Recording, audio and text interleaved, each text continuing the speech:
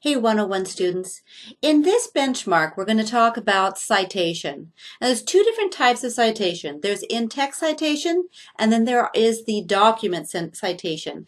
Now in-text citation is all the quotes and paraphrasing that you do within the body of the text. The document citation is the works cited or the bibliography at the end of your essay. There's some good resources within your textbook. I would strongly recommend that you take a look at those. So for some examples, in-text citation, that is the quotes and the paraphrasing that you weave into the body of the text, takes two forms. The first is a quotation. You'll notice the quotation marks that will help you remember. According to Jane Jones, women need creative outlets. Notice that we've got our signal phrase, which tells you this is who's talking.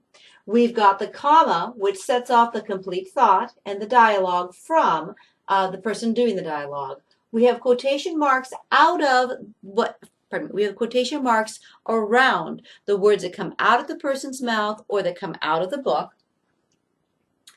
And after the person finishes speaking or the text ends that you're using.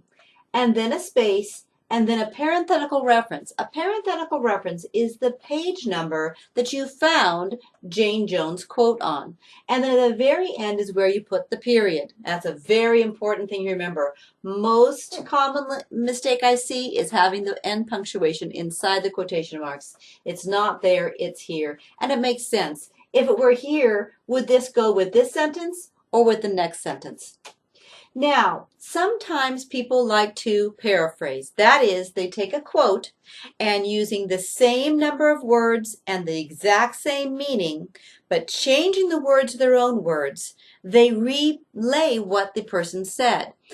There's a real challenge to this. There are many concepts that do not have synonyms or better ways of saying. I always recommend stay with the quote. It reduces your chance of plagiarism and it reduces your chance of getting something wrong. But if you were to do that, here's an example. According to Jane Jones, again my signal phrase, again the comma which sets it off, ladies should express themselves. Well, that isn't exactly what she's saying up here. But how else am I going to say creativity? How else am I going to say creative outlets? How else do I say the word need? See the problem with paraphrasing? We really should stick with the quotes as much as possible. But if we do paraphrase because a person, you can say it better than the person, again you put the space, parenthetical reference where you found that information, and the punctuation at the end. If you have a quote which is 4 lines or more, you're going to block it.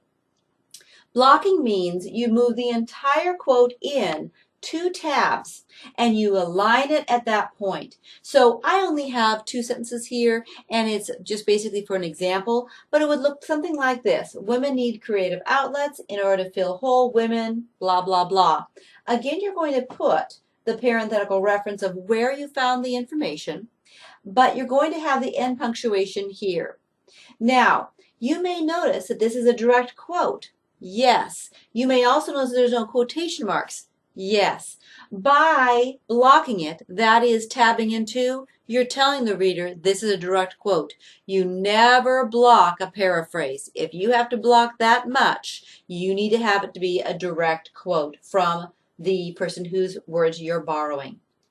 Now, a bibliography and a works cited page are different. A works cited page is the page that you would create for all the people or books that you refer to in your text, in text citations. A bibliography is all those plus everything that you used in your research that you did not cite in text. So the bibliography is a very large body of work. It's going to list everything you consulted during your research. But a works cited is going to be a smaller group of documents that you actually did quote from or paraphrase in the writing of your paper. Here is a bibliographic entry. Again, your textbook has some excellent examples. Be sure you check those out in your textbook, including the sample essay. You always begin with the author's name, last name first name last, and a period.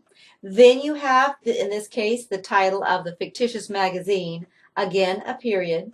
New York, the state that it is published in, colon, the title of the publishing company, in this case Universal Books, again period, 2010, the year that it was printed, again period, and then the form that it comes in, print, again period. Now, I would strongly recommend that you take a look at the PowerPoint presentation I put together. There are a lot more examples and they explain a lot more, but this will get you started.